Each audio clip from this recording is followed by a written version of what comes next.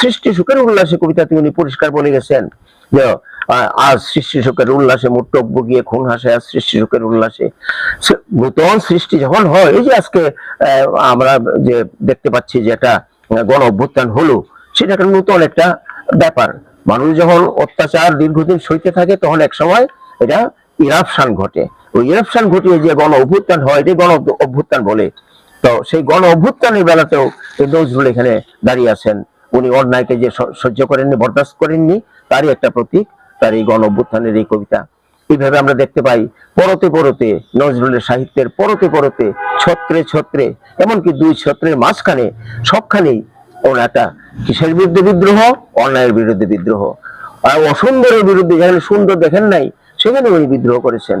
কাজেই নজরুলকে আমরা যুগে যুগে আমাদের প্রয়োজন, শুধু আজকের প্রয়োজন না। উনি ছাত্রদের সম্বন্ধে বলেছেন, আমরা আমরা ছাত্র দল, আমরা রক্ত দিয়ে লাল করেছি সরস্বতীর শ্বেত কমল।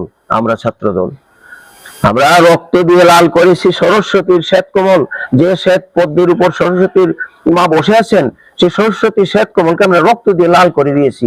অর্থাৎ রক্ত মানে আমরা কি বলবো, তারুণ্যের প্রতীক। রক্ত তারুণ্যের উচ্ছলতার প্রতীক। সেই তারুণ্যের উচ্ছলতা দিয়ে স্থবিরতাকে, এইখানেও রবীন্দ্রনাথ তার পূর্বসূরি। কিরকম? রবীন্দ্রনাথ তার সবুজের অভিযান করতে বলছেন, আয় দুরন্ত আয় রে আমার কাঁচা।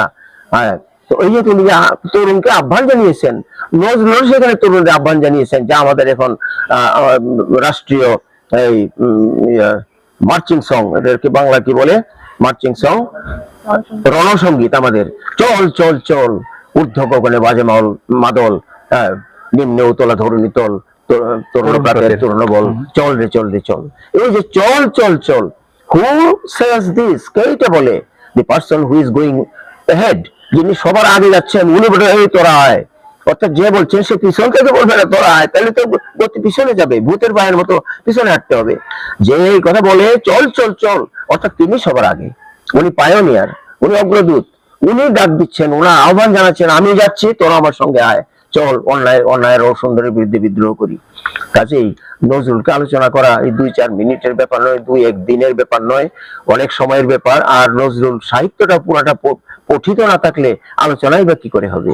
তো সেই জন্য আগে আমাদের আর নজরুল যে 48তম জন্ম মৃত্যু বার্ষিকীর কথা বলা হলো, এই দিনের প্রাককালে বলা হয়েছে, 48তম প্রয়াণ দিবসের প্রাককালে বলা হয়েছে, অর্থাৎ এই স্বপ্রয়াণ দিবসের জন্য তো এটা প্রযোজ্য নয়।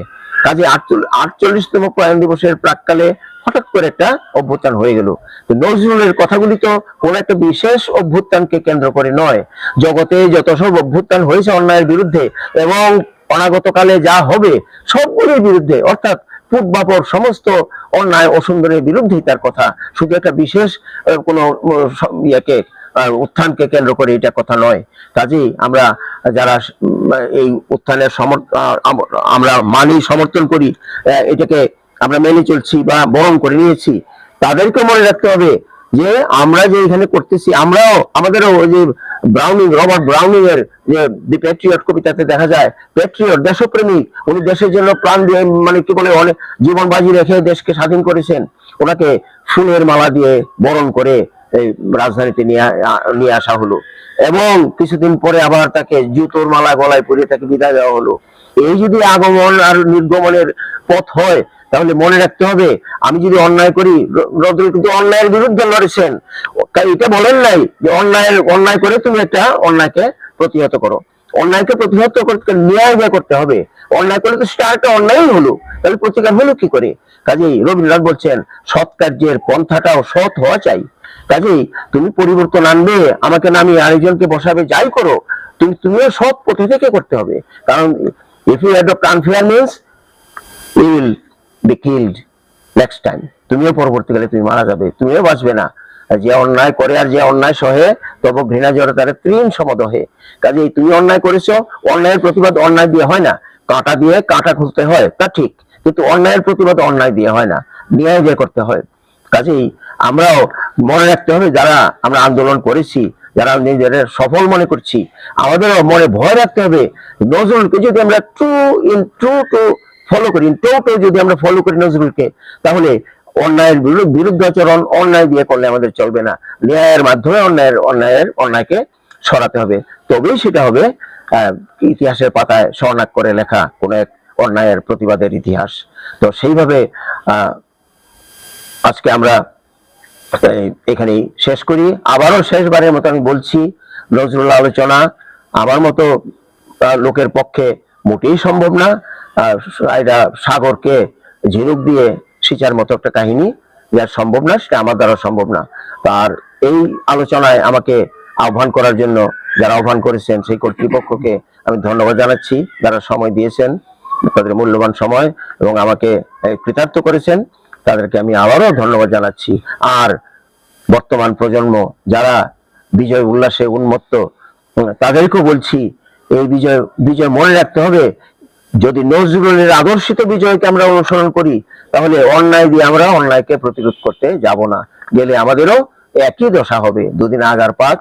আমরা যেভাবে অন্যায়ের বিরুদ্ধে আমরা প্রতিবাদ করে এখন নিজেদের বিজয়ী মনে করছি, আমাদেরও সেভাবে হটিয়ে দেওয়ার একটা শক্তি এক সময় আসবে। সেই কথাটাই নজরুল বলে গেছেন।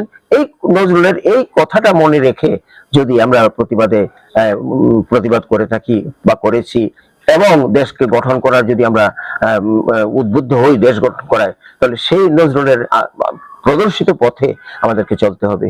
সবাইকে ধন্যবাদ। আমি স্যারকে ধন্যবাদ জানাবো অবশ্যই। তো তার আগে একটু যুক্ত করে দিই, স্যার একটি চমৎকার বিষয় উত্থাপন করেছেন, পেট্রিয়ট কবিতা, যেখানে কিনা যাকে দেখা যায় যে দেশ নায়ক, যাকে কিনা ফুলের মালা দিয়ে বরণ করা হচ্ছে, আবার তাকেই কিন্তু জুতোর মালা দিয়ে বিদায় করা হচ্ছে। ফলে বর্তমানে যারা আছেন, যারা এই গণ অভ্যুত্থানের ভিতর দিয়ে শাসন ক্ষমতায় আসলেন, তাদেরকে বিষয়টি মাথায় রাখতে হবে। পাশাপাশি আবার তাদেরকে ওয়েলকাম জানাই এই কারণে যে তারা পরবর্তীতে সেই জুতার মালাটি গলায় নিয়ে ফেরত যাওয়ার মতো সাহসিকতা দেখাতে পেরেছেন বলে আবার তাদেরকে অভিনন্দনও জানাই। সতর্ক যেরকম করছি, আবার অভিনন্দনও জানাই। আবার সর্বশেষে স্যারের সাথে আমার একটি ওই স্মৃতি কথা বলে আমি শেষ করি। এখন আমরা দেখতে পাচ্ছি বিভিন্ন প্রতিষ্ঠানে, শিক্ষা প্রতিষ্ঠানে এই ছাত্ররা বিভিন্ন শিক্ষকদেরকে বাধ্য করছেন পদত্যাগে। এটা একটা নিয়ম শৃঙ্খলার ভিতরে হচ্ছে, সেটা আমরা বলছি না। তাহলে এইটাকে নিয়ম শৃঙ্খলার ভিতরে এনে যথোপযুক্ত যে কর্তৃপক্ষ, তাদের কাছে সেই কথা বলে একটা ব্যবস্থা নেওয়া উচিত। যে জোর জবরদস্তি করে হাতে ধরে এইভাবে করে পদত্যাগ করানো, এটা কখনোই আমরা সমর্থন করি না।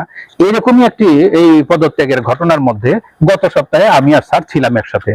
স্যার যে স্কুলে শিক্ষকতা করতেন, আমি যে স্কুলের ছাত্র ছিলাম, মুকুল নিকেতন উচ্চ বিদ্যালয়, তো সেখানকার ঘটনা। অবশেষে যখন নাকি সেখান থেকে আমরা ঘটনাটিকে ওই শত ছাত্র, হাজারো ছাত্রের ভিতর থেকে একটা কোন রকম সমাধান করে বের হচ্ছিলাম, তখন কিন্তু বৃষ্টি পড়ছিল। এই বৃষ্টির মধ্যে স্যার ছাতা মেললেন। তো আমি স্যারকে বললাম, স্যার এটা ঠিক না, আমি ধরছি ছাতাটি। তো স্যার আমাকে ধমক দিয়ে বললেন, ছাতা তো আমি মাথায় ধরছি, অসুবিধা কি?